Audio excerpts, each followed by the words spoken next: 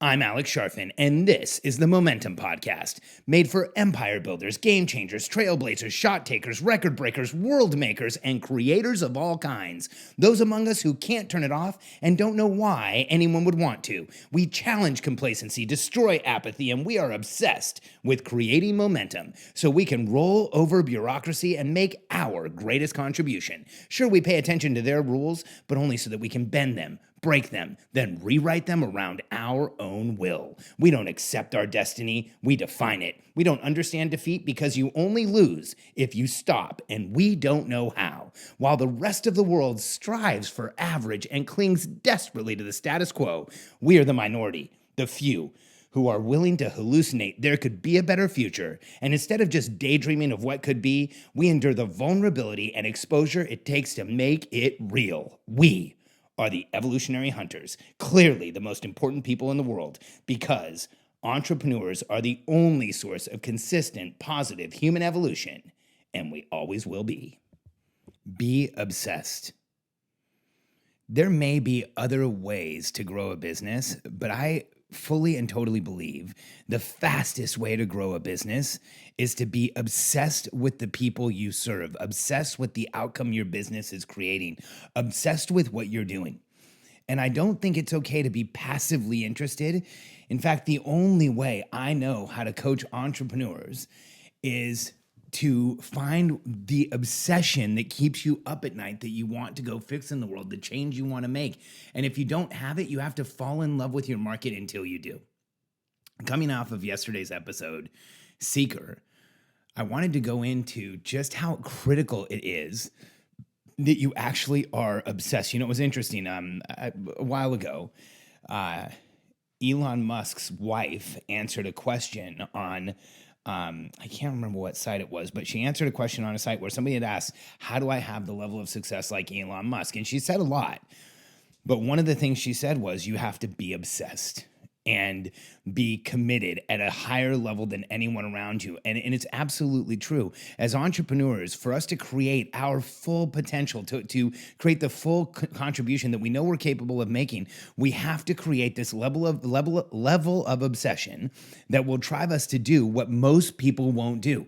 We have to create a level of obsession that will drive us to build the team and expose ourselves to vulnerability and feel challenged to be around the people around us and to be in situations that are difficult and to hire people and fire people and do everything that it takes to finally build the organization around you that's going to build the business you really want. But if you're starting in any way other than being obsessed about the people you serve, you need to really slow down and look at it.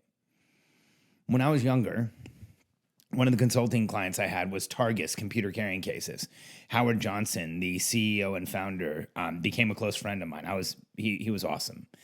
And Howard loved the business traveler. He had always been a business traveler. He had been involved in US and Asia trade. He had had a couple of other companies where he imported products to the United States, and he loved business travelers. He was a business traveler. He loved business travelers. When the notebook computers came out, he started creating cases for notebook computers before anybody else really did. And he had this passion for the business traveler carrying a notebook computer. In fact, I would bring Howard into accounts, and it was rare for a CEO of a company like Targus to come into an account, especially after a while. When I first started with them, they were in the tens of millions. A couple years after I was done, I worked with them for about 10 years, and when I sold my company, I still had Targus as one of the accounts. And a couple years later, it was a $1 billion company, so it was really close when I left. And there was a reason. Howard and the team there were obsessed with the mobile traveler, with the consumer. I mean, if I took him to see a buyer, he would ask the buyer about their briefcase, but he was doing an avatar interview. If we were in an airport or at a restaurant, or I spent a lot of time with Howard. We traveled. I took him down to Latin America.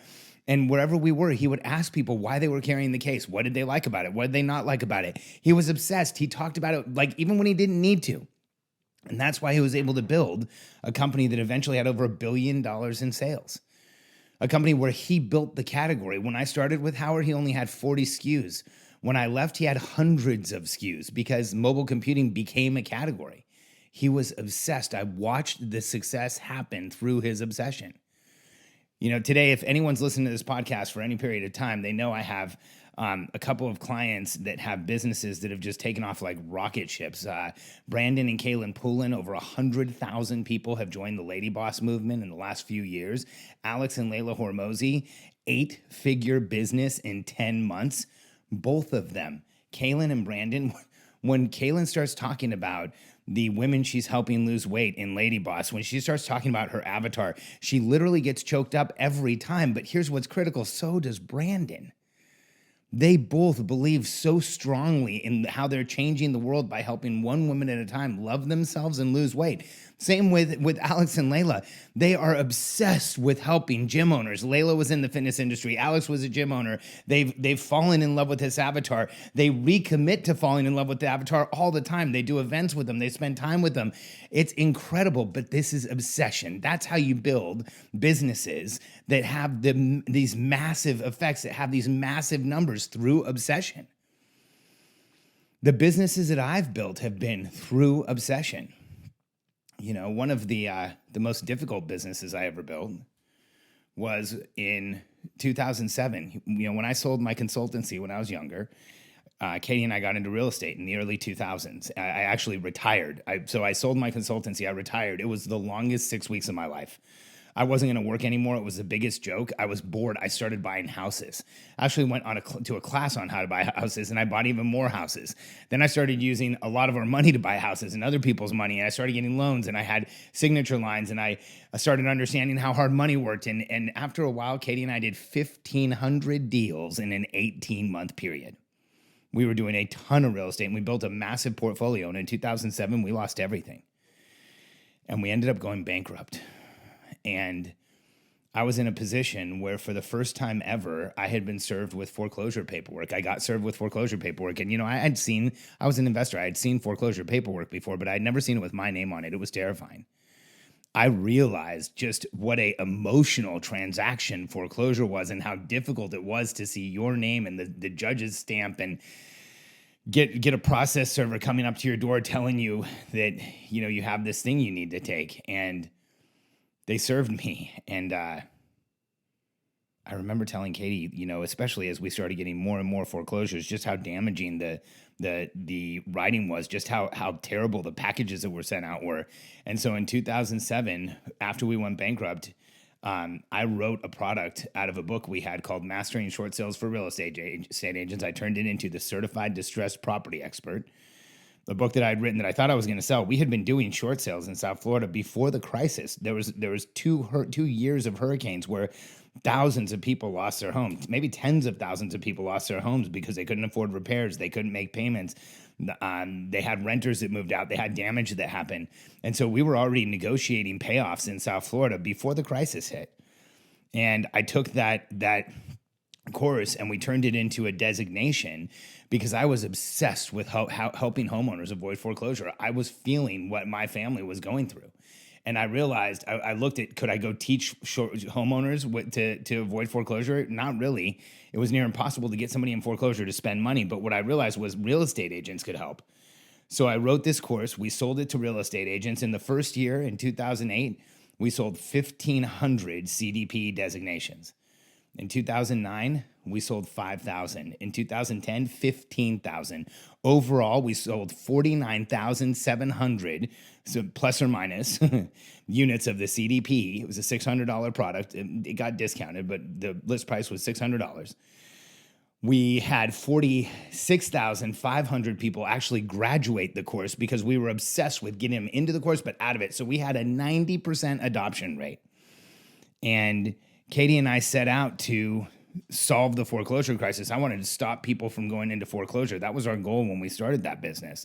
And in 2013, the US Treasury came into our office. Lori Maggiano, the director of foreclosure, on a recorded video said that not only had our organization changed the foreclosure crisis, but that the agents involved with the CDPE designation had helped what they believed was around 7 million homeowners avoid foreclosure, and that we had pulled forward the recovery of the foreclosure crisis 5 to 7 years. I remember just being blown away. So I was obsessed with helping homeowners in foreclosures, so much so that the first information product I ever had sold almost 50,000 units. 25,000 of those people went through a continuity program where, depending on the time in our company's history, that $99 continuity program had a stick rate of anywhere from 9 months to as much as 2.5 years. That's how committed our membership was. And that's how much of a change we were making. It was because I did not want to see homeowners go into foreclosure. And then what happened was, ironically, right after Lori Maggiano came into our office and told us how we had pulled forward the foreclosure crisis, I was in the real estate industry working with real estate agents. I cared about the homeowners in foreclosure, but realtors were not my obsession. They never have been. Cadey was a realtor. Working with real estate agents was interesting. It was okay, but it wasn't who I really wanted to be working with. My whole life, I've worked with visionary entrepreneurs. My whole life, I've worked with organizations that are growing at an incredibly fast rate, that are exploding. And the real estate industry, if you're going to coach real estate agents, you end up coaching a very large population of people who do most of the work themselves. And that's not a knock on real estate agents. That's just reality of the real estate industry. If you're going to coach real estate agents, there's about 1 million real estate agents in the United States. About 3% of them do 97% of the business. And of the million in the US, about half of them don't make any money as a real estate agent every year. About half of that make a living wage as a real estate agent every year. And when you look at it, it's such a small percentage that are doing anything. And then the largest real estate team, if you're going to coach agents, the largest team does about $500 million in real estate a year, which equates to about $15 million in commission. So it's a $15 million gross business. I was never excited about working with people to help them grow businesses. It capped at $15 million. I can't get excited about that. That's a nightmare for me. I mean, I've worked with multinationals. I've helped people grow 10-figure businesses. I've helped people, I used to do $100 million deals. And to think about getting into a place where I was only working with people who capped out at 15 million, it was not my obsession. And so what happened in 2015, I think 15, 16, Cadey and I had built a real estate coaching business. We had hundreds of clients paying us $1,000 a month. We had coaches that worked with us. We had, we had tons of realtors that were on our roster. And I woke up one day and told Cadey, I can't do this anymore. I'm not obsessed with real estate agents. I really don't want to talk to real estate agents anymore. The problems are all similar. They're all kind of the same. None of them really want to grow a real business or a real team. They all want to have kind of this boutique business that kind of provides a lifestyle. And I'm not used to coaching that. I'm used to coaching Alex and Layla. Let's hire 30 people in the last 9 months and only drop 3 of them, and grow by double-digit percentages every single month and put millions away because you're doing it the right way. That's what I'm used to. I'm not used to the biggest business in the room is a $15 million business. The biggest business in the entire population is a $15 million business. I couldn't get obsessed with it. I couldn't grow a business around it, and I wasn't having fun, and I wasn't succeeding at the level I can because it wasn't what I wanted to be doing. And so we had to shut it down. And then when we switched to entrepreneurs, this is such an obsession that I record a daily podcast because I want to talk to you every single day.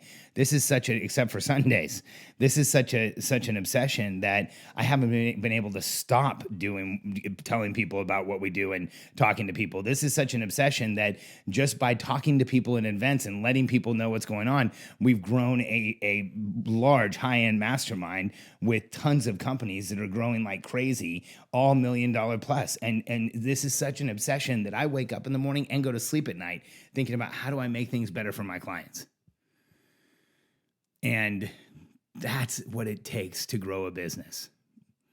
Because when you start growing a business, and there's other consultants, there's other coaches out there that'll tell you there's another way to do it. You can do arbitrage on Amazon. You can figure something out. You can, they'll show you like techniques to do ask campaigns and then find a population that you can sell stuff to. And there is occasionally this story, and I've met a few guys that have built businesses around an avatar that they didn't really care about, but they really did obsess over them. And they figured out everything there was to know about them. And that's how they built those businesses. So you're either going to obsess over this avatar because you do anyway, or you're going to have to get obsessed to be successful. But if you feel passive about who you serve and what you're doing, if you're not incredibly excited to talk to those people every day, if you don't envision a future where you're surrounded by them and you're talking to them all the time, then you need to take a look at who you serve. Because in the last episode, I shared with you Seeker on the Billionaire Code. It's that entry level. And how do we get out of it? We understand with certainty who we serve. My suggestion is to pick someone you're obsessed with anyway, because it will make everything you do infinitely easier as an entrepreneur. If you haven't yet, I've got a recommendation for you. Go back to the beginning of the Momentum podcast and listen from the beginning. I've had so many people tell me that they've done that, and I wanted to, in the first 20 or 30 podcasts, give my manifesto of who the entrepreneurial personality type is, why we are so misunderstood, why we hold ourselves back and fail to create momentum, and how we can create momentum ongoing every day of our lives. So if you haven't yet, go all the way back to episode 1, and then do me a favor. If you do, leave us a review. Shoot me a message. Let me know what you think. Doing this podcast has been one of the most exciting projects I've ever had, and all of the feedback, the reviews, the ratings on iTunes, they mean the world to me. So thank you, and I look forward to talking to you again tomorrow.